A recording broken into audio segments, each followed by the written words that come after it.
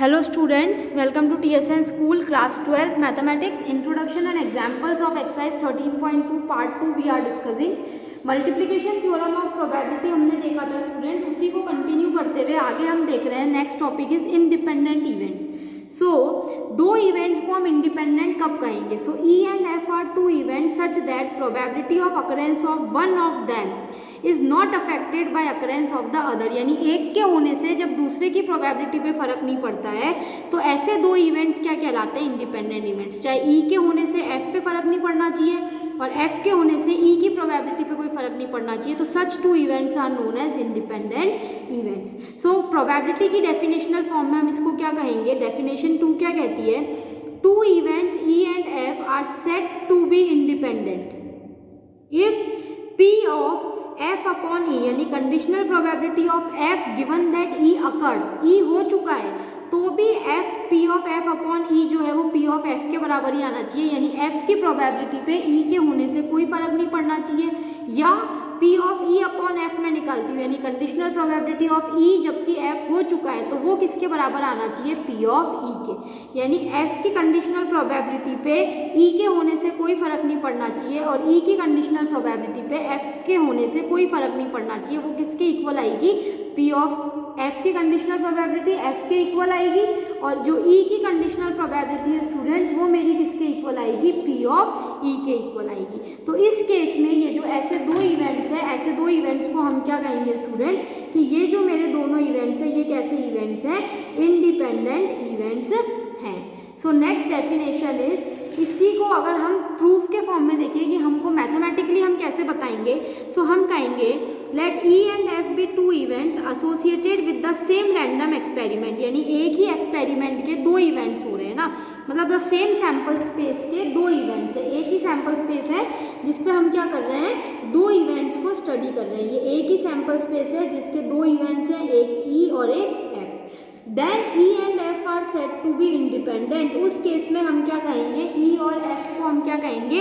Independent events कहेंगे. कब? If P of E intersection F is equals to P of E into P of F. उस case में E और F मेरे independent events कहलाएंगे अगर P of E intersection F students किसके equal है? P of E into P of F के. और E और F जो है वो डिपेंडेंट कहलाएंगे if P of E intersection F is not equal to P of E into P of F. Okay. So अगर मैं यही चीज थ्री इवेंट्स पे बात करूं, that three events A B and C are said to be mutually independent. तीन events mutually independent कब कहलाएंगे स्टूडेंट्स? अगर P of A intersection B P of A into P of B के बराबर है, P of A intersection C P of A P of C, P of B intersection C P of B into P of C, और इन तीनों का intersection भी किसके equal है? P of A into P of B into P of C के. तो अगर तीन इवेंट्स हैं ए बी और सी तो ये तीनों इंडिपेंडेंट कब कहलाएंगे? जब हर दो का इंटरसेक्शन आपस में इंडिपेंडेंट हो और तीनों का जो इंटरसेक्शन है वो किसके इक्वल हो? P of A into P of B into P of C के. So based on this let's see how to prove, how to check dependence and independence of events. So example number 10 देखते हैं. A die is thrown. हमने एक die throw करी है. सो ई event क्या कहता है? The number appearing is a multiple of 3. Okay. So हमने सबसे पहले एक डाई थ्रो करी है तो जो मेरी सैम्पल स्पेस है वो क्या हो जाएगी students? 1 2 3 4 5 and 6. Now what is E? E क्या कह रहा है? The number appearing is a multiple of 3. तो जो मेरा ई इवेंट है, ई में मेरी सैम्पल स्पेस में क्या हो जाएगा? 3,6. Okay. And so probability of E जो है students, my probability of E is equals to 2/6 which is equals to 1/3. F कितना है? एफ मेरे को दे रखा है नंबर अपियरिंग इज इवन, यानी 2 4 एंड 6. इट इम्प्लाइज दैट मेरी एफ की जो प्रोबेबिलिटी है वो कितनी हो जाएगी students? 3/6 which is equals to 1/2. Now what is my E intersection F? E intersection F में क्या क्या आएगा students? Only 6. E intersection F में सिर्फ एक ही एलिमेंट आ रहा है मेरा, that is 6. It implies that my probability of E intersection F is equals to 1/6. So clearly हम क्या बोल सकते हैं students? Probability of E intersection F is equals to P of E into P of F. यहाँ से हमको क्या मिल रहा है, that 1/6 is equals to 1/3 into 1/6, यानी 1/6 इज इक्वल्स टू 1/6, यानी ये दोनों आपस में कैसे आ रहे हैं students, equal. So E and F are independent event. यहाँ से हम क्या कहेंगे कि ई और एफ जो है वो कैसे इवेंट्स है students, E and F are independent event. So इस तरह से हम डिपेंडेंसी और इंडिपेंडेंसी चेक करेंगे।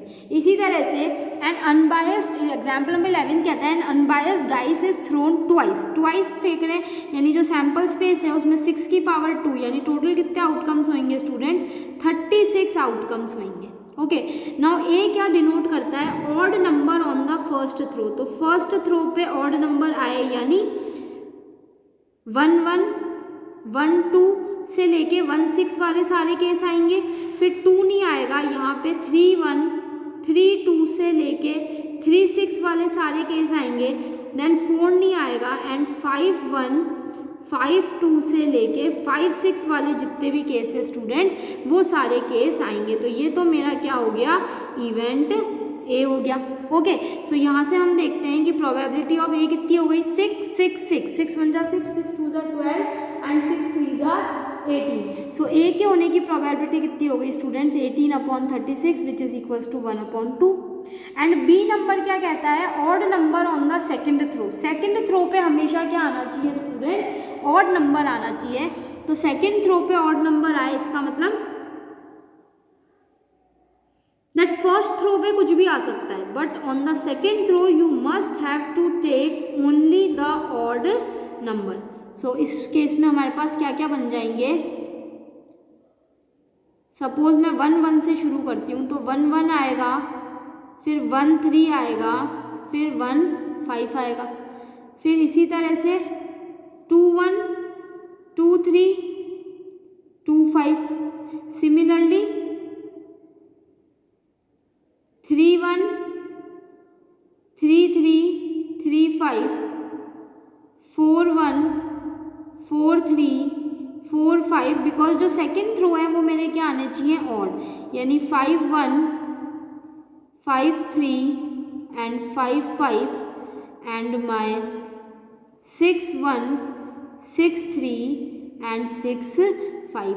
तो ये जो इवेंट है स्टूडेंट्स, ये मेरा कौन सा इवेंट हो गया, this is equals to B. तो यहाँ से हम बता सकते हैं कि दैट प्रोबेबिलिटी ऑफ बी कितनी हो जाएगी स्टूडेंट्स, 3 1 जा 3 3 2 जा 6 3 जा 9 3 जा 12 3 5 जा 15 3 6 जा 18। तो ये भी कितनी आएगी, 18/36 विच इज इक्वल्स टू 1/2। तो इसकी वैल्यू भी स्टूडेंट्स मेरे पास कितनी आ गई है, 1/2 आ गई है। तो ये मैंने ए और बी, ये मैंने दोनों इवेंट बना लिए। अब हमको क्या बताना है, इनकी डिपेंडेंसी चेक करनी है। तो उसके लिए स्टूडेंट्स मुझे सबसे पहले ए इंटरसेक्शन बी कैलकुलेट करना पड़ेगा। ए इंटरसेक्शन बी में अगर आप देखते हो तो क्या क्या आएंगे, मैं ए इंटरसेक्शन बी के दोनों थ्रोज पे क्या आ जाए, हमारे ऑड नंबर आ जाए, यही होगा फर्स्ट वन। देन उसके बाद दोनों थ्रोज पे ऑड नंबर आए, 1 3 1 5 आ जाएगा।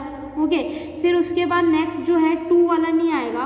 फिर उसके बाद हमारे पास क्या आएगा, 3 1